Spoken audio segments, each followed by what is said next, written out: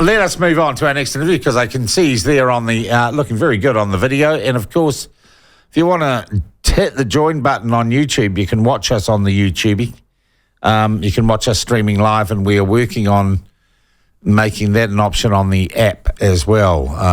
Some interesting work going on there at present. But we're joined now by Eric Crampton from the New Zealand Initiative, who has been having and applying his slightly wonkish policy sorry, Eric, on the all right. Fair enough. on the fair media bargaining bill, which I don't think really is quite how it's presented or named. Eric, firstly, let's just recap for people. This was Willie Jackson's idea. What essentially does the bill do? Well, it's a bit funny when you said it doesn't really do what it says on the tin. I'm reminded of these old Saturday Night Live routines where they had one of the characters say, well, the Holy Roman Empire was neither holy nor Roman nor an empire. Discuss amongst yourselves. Okay, well, this bill, it's not fair. It's basically telling platforms that they are compelled to pay news sites if they deign to link to them. It's not bargaining because it goes to an arbitrator who can impose whatever the heck judgment they want. But I guess it is a bill. Hopefully it never becomes an act. So I guess digital's in there and media's in there, but the other words don't really fit so well. Okay. What does the bill do? It follows the track that Canada and Australia have taken, more particularly Canada's. In that, I guess we could step back a little bit further as kind of problem definition and then get into why this is a terrible solution to the problem.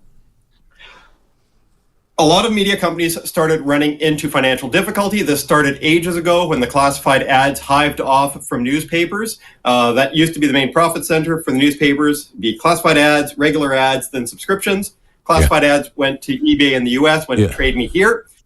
Then Google and others became a lot better at matching eyeballs with advertisers than traditional newspapers. So a lot of advertising went that way. And it's in some aspects it's helped newspapers because they can serve up Google-powered ads on their site and they can get a little bit better tracking that way.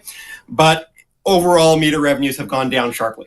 So there is a real problem there if you think that there are public good aspects to journalism and a more informed public. Now, the problem that we got into is that people saw this as the platforms stealing from newspapers, which is a little bit weird. Now, if they were wholesale copying news articles and putting them on their own sites, that would be copyright theft, copyright infringement. You could go after them for copyright infringement. That we've already got laws about that. Section 230 in the US is kind of a general norm giving platforms a safe harbor so long as they are diligent in taking down copyrighted materials. So if Facebook has, say, an infringing song on it, then you'd expect Columbia Records or somebody to be scraping through that regularly, suing the pants off of them if they don't take it down immediately. That happens all the time. Well, the suing doesn't happen. The takedowns very quickly happens all the time. Instead, they saw this as theft of basically their ability to be the premier place for advertising. And legislators were responsive to that, not just because they want there to be a vibrant media ecosystem, but also they don't really want to get offside with media. So in Canada, they started in Australia. In Australia, they began this with a bargaining bill where if the media could not come to an agreement with news outlets for payments for facilitating access to news, then they could be designated as regulated platforms that could trigger bargaining rounds. Now, that all kind of blew up. Facebook dropped out for a little while in Australia. Google was threatening to. And then basically the minister came in and told them what they needed to do to avoid the bad designations, and some accommodations were made. Canada followed suit. When Canada followed suit, Meta had realized at that point, and Facebook changed its name to Meta. Meta realized at that point that news doesn't make them any money. When people click on a news link on Facebook, they leave Facebook's ecosystem. They go off to the newspaper's website, and there they are seeing ads served up by not Facebook. They're seeing other people's ads. So it's not making Facebook any money. Facebook's ideal is that everybody spends 24 hours a day, 7 days a week, only on Facebook, right? Talking with their friends about their cats and stuff, and seeing ads that are triggered by the thing that they're talking about. Okay? That's Facebook's ideal. They don't want people leaving. And So Meta said, well, we've had enough of this. This just isn't going to work. And especially where they were particularly worried about the unbounded liability in Canada, where if it goes to that arbitration and they can't come to an agreement, the arbitrator selects the offer that it considers to be most fair. Now, who knows what that's going to be, right? The news companies could have put up something outrageous, and the arbitrator might say, oh, well, news is really important, and those tech platforms, they're foreign and they're big, and they've got lots of money compared to these little newspapers. Therefore, we're going to tax them for this. Facebook saw it as a link tax. They were right, because facilitating access to news through allowing your users to link to it on your platform is what brought you into the framework. So Meta exited news there. Very quickly, there were dire consequences for small media outlets. They had built their businesses on Facebook traffic. So there'd be discussions on Facebook, on their stories, some of the stuff that you talked about with Chris Lynch last week on this, that happened there too. They were hammered. So they had to go to the government then and say, you know what, guys, we're screwed. We need money.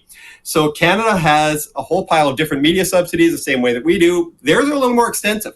So one of the ones that they've had is a digital journalism wage subsidy.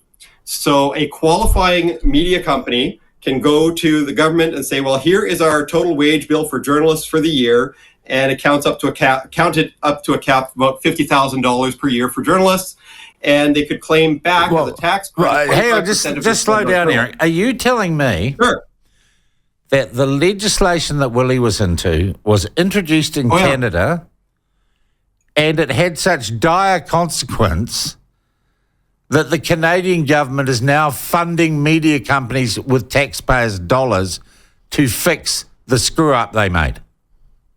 I'll clarify a little bit. They were already funding media before the bill. Well, like the PIJF. Tax credit at that point was 25% to a maximum of $50,000 per journal, so 25% of $50,000. I'd have to double check. It's $50,000 or $55,000.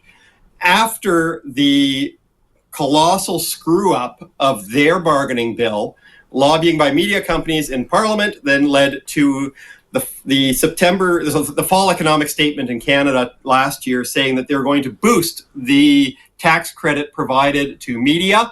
They're going to lift the cap on salaries up to in the mid 80,000s and reimburse to about 33%. It's 33 or 35% of you know what worries me salaries? Most about that, Eric? It worries me that it would mean to operate, and one can presume the market will operate the same here.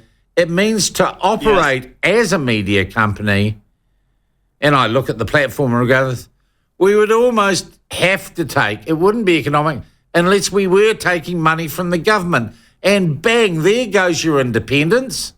There goes your public trust in news media, because we're all putting a hand out.